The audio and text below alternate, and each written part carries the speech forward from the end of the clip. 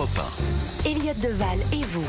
1h moins le quart sur Europe 1, vous êtes bien jusqu'à 13h avec Elliott Deval et vous. Et le sujet avec nos invités Thomas Bonnet, journaliste politique à CNews, et Georges Fenech, ancien magistrat, c'est qu'à l'occasion d'un meeting pour les municipales, Jean-Luc Mélenchon déclare que LFI doit incarner la nouvelle France, celle du grand remplacement.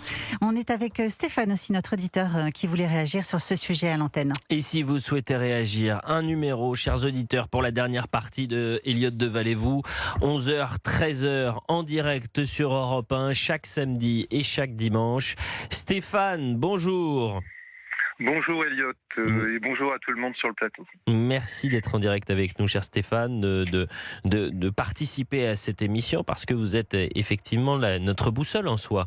C'est-à-dire qu'on a besoin aussi de donner la parole aux Français sur les thématiques que nous traitons avec nos excellents experts, Thomas Bonnet et Georges Fenech. On revenait sur la déclaration de Jean-Luc Mélenchon, cette France insoumise qui, dans sa communication ces dernières semaines, a pris un virage encore plus radical, c'est-à-dire qu'on ne parle plus de Français, mais on va parler des racisés et des non-racisés.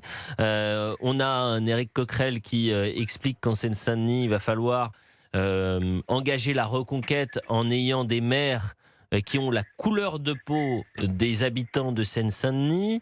On a un Jean-Luc Mélenchon qui nous parle de grands remplacements.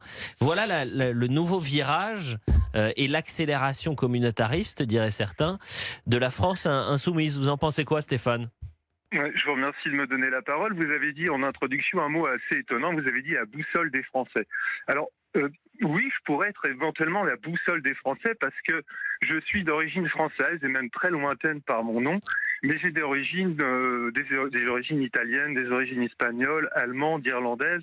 Et effectivement, les Français sont une mosaïque de territoires européens et aussi de différentes religions. J'ai aussi des juifs dans ma famille, j'ai des protestants et des catholiques. Et effectivement, la France, c'est un peu cette mosaïque de différents endroits, de différentes ethniques, de différentes religions. Et ça a donné la force de ce pays, parce qu'on regardait tous dans la même direction. Alors maintenant, on est face à un problème. On est face à ce que j'appellerais un nouveau négationnisme, parce qu'il y a une réalité. Et la réalité, c'est la réalité de quartiers qui ont complètement bouleversé leur population, et même des villes entières. Donc, on est face à un grand remplaçant qui a commencé depuis très longtemps. Et il faut savoir que nous avons LFI qui est en tête maintenant, on va dire dans la représentation de la gauche, mais il faut savoir que le PS était derrière. Et ils ont travaillé main dans la main pendant des années. Donc je ne pense pas que LFI soit les seuls responsables de cette situation, parce que cette culture qui est de faire une espèce de déni de réalité, le PS y a énormément contribué. Cher Stéphane, moi je laisse la parole évidemment et je vous ai laissé terminer. Permettez-moi juste de vous dire que le parallèle en disant un nouveau négationnisme, en connaissant les conséquences et surtout l'histoire du négationnisme, me paraît être trop radical. C'est-à-dire qu'à la radicalité, répondre la radicalité, voilà. Il y a des quartiers entiers qui ont disparu. J'entends, mais sous une pression très, très forte. Oui, et en fait, non mais Stéphane, sur ça, j'ai tout compris de tout ce que vous avez dit est intéressant et limpide pour certains. Je me permettais simplement de vous dire. Voilà, le négationnisme qui consiste à minimiser volontairement des crimes historiques avérés peut paraître trop radical. Et vous connaissez mon rôle, qui est le rôle parfois de modérer les propos qu'on... Par rapport à ce mot voilà. Et de modérer ce propos.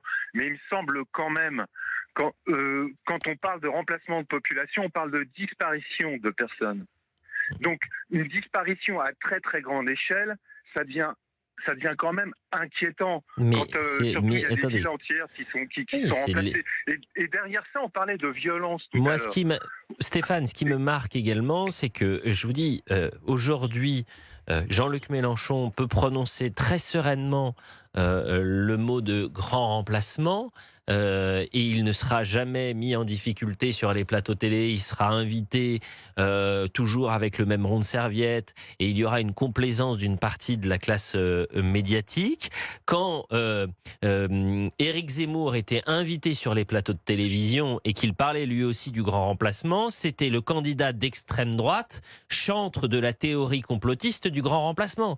Donc j'imagine que demain, Jean-Luc Mélenchon, lorsqu'il sera invité sur les plateaux, et d'ailleurs il est le bienvenu sur Europe 1 pour en parler, eh bien ce sera Jean-Luc Mélenchon, chef de file de la gauche radicale et chantre de la théorie complotiste du grand remplacement, puisque c'était comme ça que c'était présenté. À moins qu'effectivement aujourd'hui les médias, les politiques assument une notion qui était honnie auparavant, celle du grand remplacement. Georges Fenech est toujours avec nous et Thomas Bonnet. Vous en pensez quoi, Georges?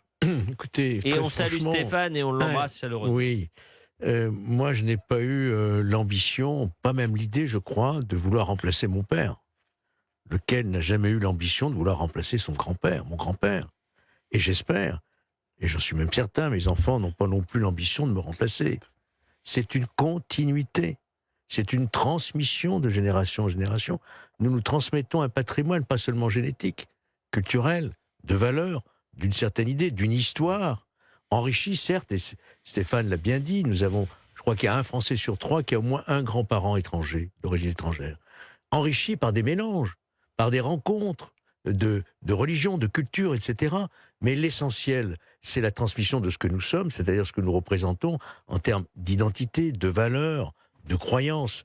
Et en ce sens, le grand remplacement, qui est la terminologie d'une violence extrême, dans la bouche de Mélenchon, c'est ça fait une disparition, n'a aucun sens et doit être combattu par tous les moyens. Mais d'aller sur la morale et de dire ça n'a aucun sens, je ne suis pas sûr que ça fasse avancer le débat factuellement. Est-ce qu'aujourd'hui, avec la société qui évolue et ces flux migratoires importants aujourd'hui, sur les 10, 15, 20 dernières années, la société française a de fait évolué et changé, Thomas Bonnet. Bien sûr, et il convient de rappeler que Jean-Luc Mélenchon n'a aucune responsabilité dans l'évolution démographique. C'est-à-dire qu'il vante aujourd'hui ce grand remplacement, mais ce grand remplacement, s'il existe, n'est pas l'œuvre de Jean-Luc Mélenchon, mais de tous les gouvernements qui sont succédés au pouvoir. Je trouve très intéressant ce que vient de dire Georges, parce qu'en fait, ça rejoint très précisément le sujet par lequel on a commencé cette émission sur le puits du fou de gauche. En fait, vous avez la gauche aujourd'hui qui ne parle plus effectivement d'héritage, qui ne parle plus de transmission, qui ne voit plus les générations s'inscrire dans une histoire qui les précède et qui les surplombe du haut de ces 2 millénaires d'histoire de France. Et en effet, qui remplace, qui supplante et qui efface, parce que c'est ça en fait la finalité, c'est-à-dire une génération qui arrive et qui efface la précédente. Et en effet, quand on parle de grand remplacement, il ne s'agit pas simplement d'âge, il s'agit aussi de culture, de civilisation et de valeurs. Et vous faites la transition parfaite pour terminer cette émission, Thomas Bonnet, puisqu'il est 12h55. On va revenir sur cet échange par médias interposés entre François Ruffin, qui rêve d'un puits du fou de gauche, et Nicolas de Villiers, que nous avons reçu en début d'émission pour Elliott Deval et vous, qui disait mais le puits du fou n'est ni de gauche ni de droite, il est profondément universaliste, avec un objectif, c'est de mettre en avant l'histoire de France, parler du beau, parler de l'art, marier ces deux éléments. Vous allez au Puy du Fou, vous en ressortez avec une envie d'avoir un Puy du Fou dans chaque région et vous vous dites vive la France. Peut-être que ce logiciel-là, pour l'instant, il est difficile à trouver du côté de certains idéologues de gauche. Écoutons François Ruffin. On n'a pas de volonté politique qui vient dire voilà la direction dans laquelle on veut aller. Il n'y a pas de discours politique sur la culture. Ce qui fait que chaque secteur travaille bien, chaque acteur travaille bien localement, mais ça ne porte pas, ça ne contribue pas à une fierté ou à un récit national. Et à mon sens, si on veut rattacher les gens... Alors, des fois, je dis, il nous faut un Puy du Fou de gauche. Non, mais voilà. Le Puy du Fou n'est justement ni de gauche ni de droite parce qu'il est universel, c'est-à-dire qu'il considère, comme François Ruffin le dit très bien, nous avons besoin d'un horizon commun. Nous sommes des guérisseurs, c'est-à-dire que nous cherchons à unir, à unifier. Là où précisément, Monsieur Ruffin citait par exemple la cérémonie des JO, eh bien, il cite un événement qui divise. Il faut considérer que le succès du Puy du Fou est seulement le fait de cette célébration d'un passé commun qui peut faire notre fierté à tous, d'où que nous venions et qui que nous soyons. Je l'invite, en profitant de votre antenne, bien sûr, qu'il vienne voir que le Puy du Fou n'est ni de gauche ni de droite, mais qu'il est un Puy du Fou qui le touchera tout autant que tous les Français qui viennent nous voir. Et voilà le mot de la fin. Merci à Georges Fenech, merci Thomas Bonnet, merci à toutes les équipes en régie, Loïc Vimard, Valérie Danan, merci également à Alexis de la Fléchère, Emma et Christopher. Merci chère Marilyn. On se retrouve demain à la même heure, 11h, 13h. Elliott de Val-et-Vous, c'est en direct chez Week-end sur Europe 1.